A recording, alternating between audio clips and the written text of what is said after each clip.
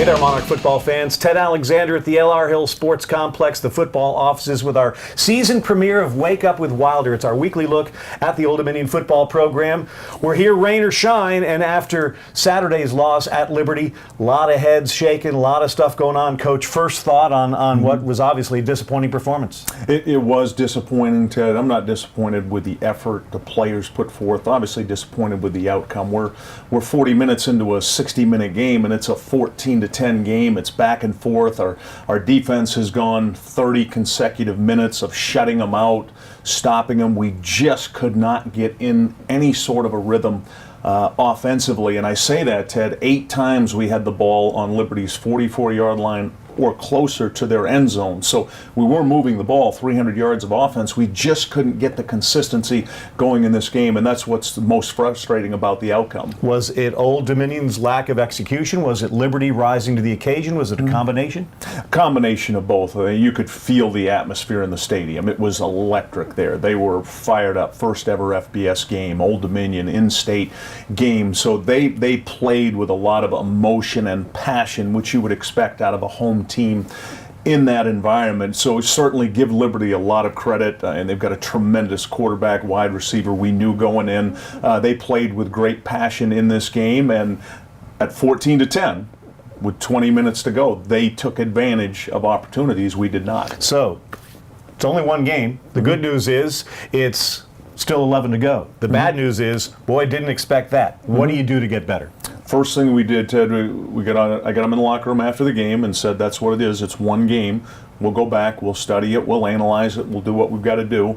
They came in yesterday, with a great attitude. We went out and practiced yesterday, felt like 97 on the field, and they went just as hard as they have. So clearly, confidence was shook a little bit. Everybody was shocked a little bit. But that's a great thing about football. When you're college football and you're going like we are, you get right back at it. And the key thing, Ted, the whole key in this game was execution in critical situations. That's what's got to happen. All right, speaking of execution in critical situations, I think the one thing all of us Monday morning quarterbacks do is sort of look, what happened from our standpoint, our non-expert standpoint. The go for it on the punt. You call the timeout. It seems like the secret's already out of the bag, and you try and go for it again. What was the thinking there? Yeah, as I told the players, I said that's poor decision by me at that point. We had the scheme we wanted. We had the blocking scheme. We've got O'Shane Zimenez at right guard. We've got a 250-pound center. We've got Lawrence Garner at left guard. You've got Jeremy Cox, who's right there on the lead block, and you've got Miles Fox. When we ran the play last year at Middle Tennessee, I mean, Miles easily got 5 yards on the play. This is a 290-pound guy who's athletic.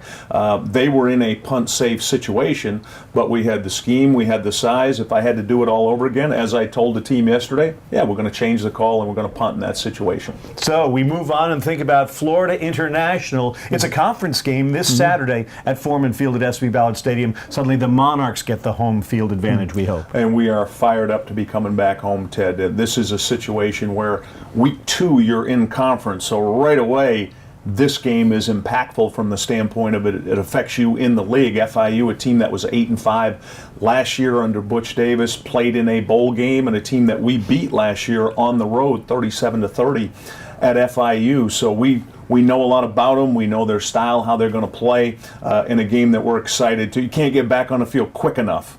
And that's what we need Saturday night. And lastly, there's perspective to be taught, win or lose after each football game. The sun did come out on Sunday morning. I know a lot of fans are just going nuts. But for these student athletes that you have to get on the same page and teach life lessons to, what do you want them thinking as they get prepared? Well, the most important thing, Ted, is that the sun did come up, and let's get right back to work, get back to Old Dominion football. This loss was about a lack of execution from coaching staff and players. We know what we're capable of. We have a good football team. We have good players. We have good coaches. And what you need to do is get right back to work. If you're going to turn a setback into a comeback in anything you do, you've got to do it with the right attitude. You've got to attack it aggressively with a mindset, and you've got to stick with what you're doing that works, and that's what we're going to do. And sometimes levity takes some of the pressure off, and you can just get out there and do some work. And you were rocking the sock game here today on Labor Day to prove that levity is a part of life. Tell me me about the Yes. sock game. Yes, this is Jessie, the family dog, and Labor Day. She's home laboring right now with her favorite bone. It's very important when it's about 100 with the heat index, Ted. You got to be inside with your favorite bone, and that's what Jessie's doing on Labor Day. And now dogs across Hampton Roads and around the world are saying, I want socks like he had. Where's my bone? That'll do it. Coach, best of luck this week. Get back Thank to you. work, and we'll see you on Saturday. Sounds good. Look forward to seeing you, Monarch Nation.